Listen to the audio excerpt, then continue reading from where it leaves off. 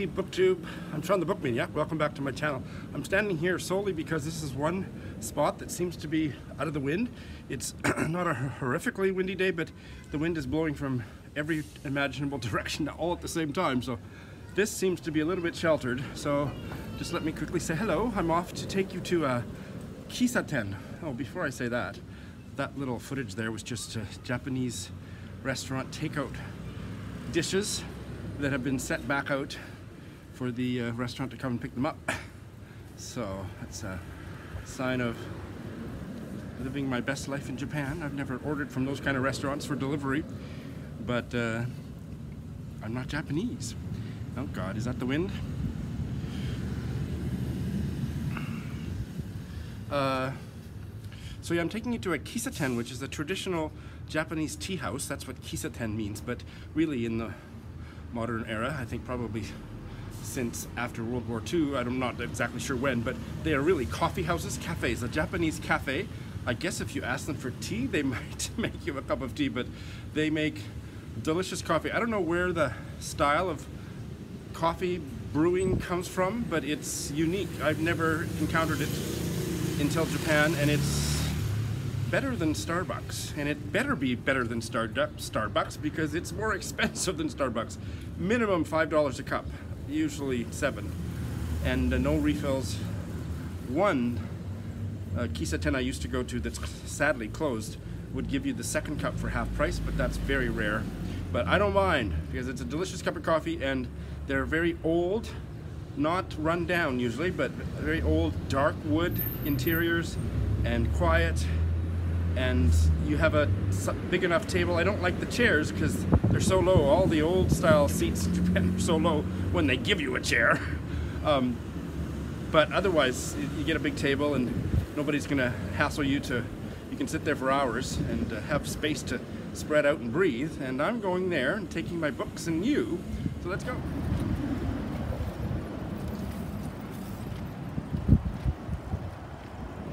Now, I can't explain the Japanese English of the title. I don't think that they are saying that the owners or managers have shallow personalities. I think it might be Japanese English for shalom, maybe. Anyway, let's go in.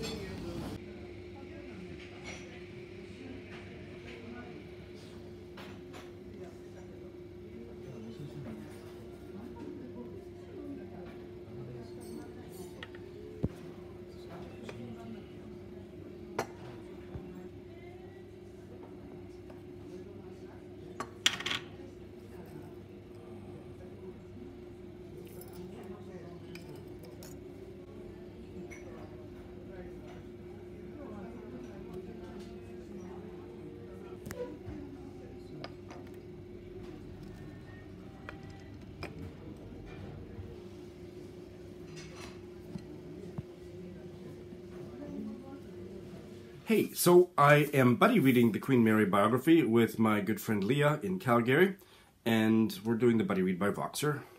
99% of my buddy reads are done on Voxer, and I'm just going to give you a little taste of my update on the next 3 chapters that I've just finished reading, and here we go. Hey Leah, well actually I am making a video of me leaving you this message, and I'm going to include just a couple minutes of what I say to you on my vlog. So here I am with chapters 7 through 9, and chapter 7 was dense and fascinating. It's not the kind of writing that I can zip through. It's very much descriptive of a place, and Sandringham just sounds awful. I love how bitchy Pope Hennessy can be when he doesn't like someone or something, and he just made Sandringham, both York Cottage and the main palace, sound dreadful. One of the things I found most fascinating in this chapter was about the room where the Duke of Clarence, Prince Eddie, had died, and that it was kept for years and years. It was kept exactly as it was, with his soap and whatnot left untouched, and Queen Alexandra visited it daily, and then Queen Mary, when she came to power, she cleaned it out, didn't she? But the gossip I talked about on yesterday's vlog about the doctor, oh, that is in the next chapter anyway, but the doctor's daughter said that the doctor had seen Princess Mary and Prince George holding hands. Well, poor Prince Eddie was still on his deathbed. Oh my goodness. And the last thing in the Sandringham chapter that I thought was just incredible was his death. The room where Prince Albert Victor, Prince Eddie, the Duke of Clarence, died, it was really, really small. Hennessy writes, how 14 people, including the Duchess of Teck, crammed into this room on the morning of the 14th of January, 1892, foxes me completely. So the Duchess of Teck, Queen Mary's mother, was enormously obese, and foxes me too. I just feel like I have been to Sandringham because of the rich descriptions here. And let's see if I can find an example for my video, because you will have read it yourself. But bottom of page 92, top of page 93. The tea room and Chinese room, Queen Mary's own arrangement, is one of the creepiest parts of this somehow frightening house. The tea room was a small poky room with leather furniture in the middle of the house, with 3 windows bowed inwards, looking out onto a conservatory. The glass was removed from these by Queen Mary, and the conservatory made Chinese with silk wall hangings, things like umbrella stands, vases, jades, Chinese griffins, and so on.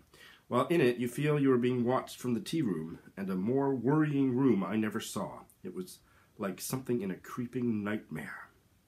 It's all so beautiful, Mrs. Robertson kept chanting, snatching at the dust covers to reveal some very garish and late silk hangings.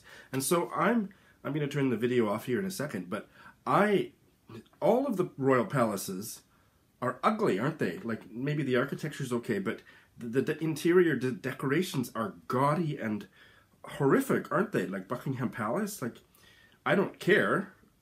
I mean, it doesn't bother me, but were other royal families like this? Anyway, Pope Hennessy is pretty scathing registering his... Hey guys, well, I'm just going to quickly finish up because I've got a social evening planned. I've got company coming, got to clean the house, do my hair. So, I'm not going to give you a rundown of everything I've read. I've had a pretty good reading day, a little bit foreshortened because my evening will not be available to me for a reading, but this one is still really, really great. I'm loving it. And yeah, this is going to be a really excellent novel. So I don't know anything about Cameroon. I got to do some research. The author, Ferdinand Oyono, was he wrote 3 novels, I think, and 2 of them when he was very young. This was his debut, and then he became a diplomat, the Cameroonian ambassador to this country and that country, and he's been dead for, I forget, since the early 2000s. But I want to know much more about him and read his other stuff if this continues to be as engaging as it is so far.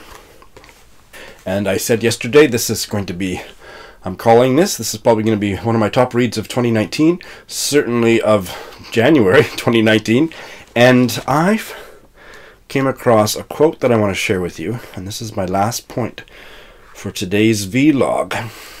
Again, it's a family in about the 1960s, and not only the young protagonist's grandmother, who had gone to a concentration camp, but her father, as a young boy, had been involved in the partisan fighting against the Nazis during the war, and that involved doing a lot of stuff, hiding in the forest and doing intelligence work and whatever kind of other counter-revolutionary activities, and he was a very young man. And this is a quote about the forest behind the family home. Going into the forest in our language not only means felling trees, hunting, or gathering mushrooms, it also means, as they're always telling us, hiding, escaping, and ambushing. Men and women slept in the forest. They cooked and ate there too, not just in peacetime, but also during the war. Not into our wood, no, it was much too sparse for that, too small and too easily controlled. They set off into the larger forests.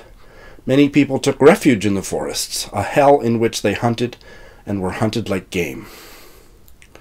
The stories revolve around the forest, just as the forest encircles our farm. And then later, in some other chapters I read today, the young girl and her father go into the woods, the Austrian-Slovenian border, and he tells her some of his wartime experiences when he was a very young boy. So I have a Slovenian friend on Litzy, and I'm going to put this quote on Litzy eventually, and I'm going to ask her, what is that word in the Slovenian that going into the forest has that double meaning? Because that is fascinating. It's been a great reading day, and now it's time to socialize. Thanks for watching.